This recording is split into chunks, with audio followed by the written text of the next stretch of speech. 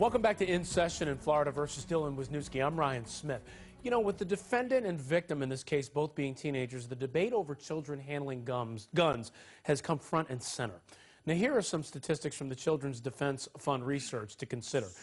Children essentially and teens killed by guns in 2008 and 2009, 5,740. And children and teens injured by guns in 2008, 2009, 34,387. You know, over half the homicide and suicide gun deaths of children and teens in 2009 were in 8 states. And let me show you those states right now. California, the highest with 388, Texas, then Florida, 151. So Florida in this case. Illinois, then Michigan, then Missouri, New York with 97, Louisiana with 95. So this is obviously an issue. And again, I want to have a discussion with our guests about this, but this isn't about whether guns are good and bad. This is about whether our kids should have guns and debating that issue a little bit, especially in light of those numbers. So let's talk about this. I'm joined by Noel Flasterstein. He's an NRA referral attorney and gun rights advocate. And by the way, a referral attorney is essentially someone the NRA refers clients to when they've got gun-related issues, things like that. Lad Everitt is also with us. He's from the Coalition to Stop Gun Violence and an advocate for gun violence prevention. All right, gentlemen. Noel, I want to start with you. You're a gun rights advocate. How young do you think people can be in order to handle guns? Can anyone at any age handle a gun? Well, I think that's dependent upon the parent. There's adults that I don't think are mature enough to handle guns. But let's also comment. Those figures you had given, those are phantom figures that the CDF has put together and further promoting their cause. The actual number of firearm-related deaths total for the year of 2008 was actually 2,794. And if we look at 2009, that number is actually 1,360. Now, I've gotten these figures, which are far different from what the CDF is suggesting, and I got mine from the CDF. So I would first ask, where did he get his figures, and why would he lie to the American public to promote his cause?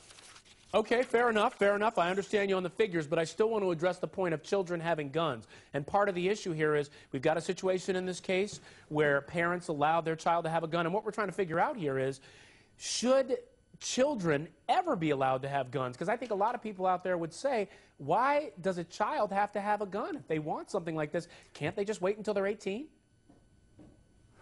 Well, our country was founded upon us, when we first were able to defend ourselves, was calling up the militia, and the age of the militia was 16 to 60.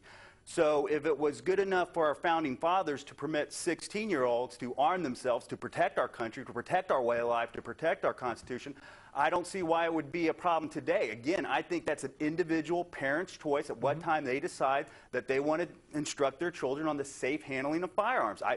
Fathers and sons, many of them, many Americans like to go hunting.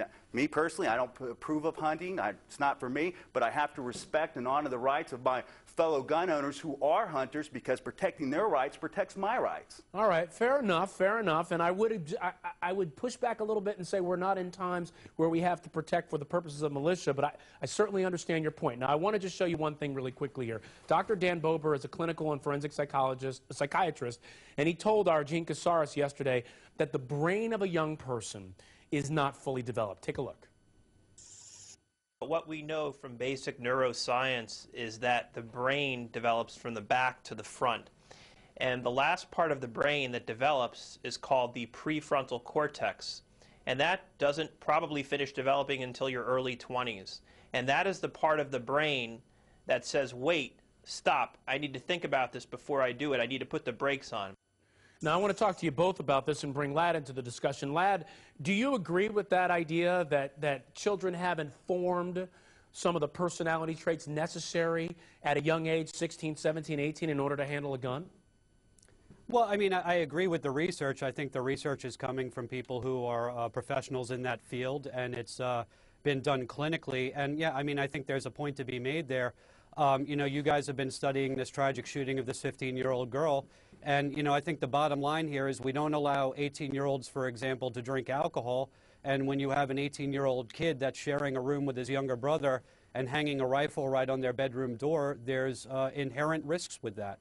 Now, Noel, let me ask you about this as well. This doctor's saying kids haven't formed the necessary, I should say, tools in order to really understand, use, interact with these types of weapons. First, tell me if you agree, and if you don't, tell me how young you think people can be in order to handle guns safely. Well, who are his test subjects? I assure you there are 6-year-olds that cannot be safely instructed on a firearm, just like there are 17-year-olds that cannot be safely instructed on the firearm. But there are several children and several gun-owning responsible parents that are able to instruct their children on the safe handling of a firearm. But how young are we talking about? I'm sorry to interrupt you. How young are we talking about? I just want to get your perspective on that. Well, how do I know? That's a case-by-case basis, because every 5-year-old in America is not the same as every other 5-year-old in America. I think there are 5-year-olds that are in a proper position and level of maturity where we can instruct them on firearm safety, and there are some that aren't. And again, there are 17-year-olds or 18-year-olds in this case that we're talking about that really aren't mature enough. Now, the gentleman spoke about, 18-year-olds can't drink alcohol, but you know what? We send 18-year-olds to go off to war and fight and die, and they're handling firearms, and some of them are 19-year-old, and some of them are 20. And when they come back to this country, they're not even allowed to personally buy a firearm. I think there's something inherently wrong. If we're going to ask children to die, we won't let them drink, and then we're going to say, you're too immature to handle a firearm. But yes, you can handle that firearm and get shot and killed, and so we can conduct our lives the way we see fit. I understand that point. Now, Lad, I want to ask you about this point. The issue of safety. When you look at a situation, I'm not just going to say the Dillon situation, I'm going to say most situations with children. Do you see a way for children to be instructed, receive classes, courses that would enable them to safely handle guns and enable them to keep each other and everyone around them when they're handling that gun safe? Well, I mean, it's the difference between serving in the military, where you're in a very highly organized situation where you're being directly supervised, you're highly trained in the use of a firearm. It's the difference between that and a kid that hangs a rifle on the back of his door, and when his girlfriend comes over, he goofs around and points it at her face. Look, I mean, the bottom line is this: when you combine kids and guns, and when you combine teenagers who, we've all been teenagers, we've all horsed around, had fun, thought we were invulnerable, taking huge risks, you're going to have situations like this happen. The sad Wait, is that in aspect, any circumstance where you combine kids and guns? And again, well, I keep pressing you guys on this age thing because I want to get your sense of at what age can kids retain the kind of information that we know adults can retain and understand the ramifications of what they're doing. So help me out with that, Lad.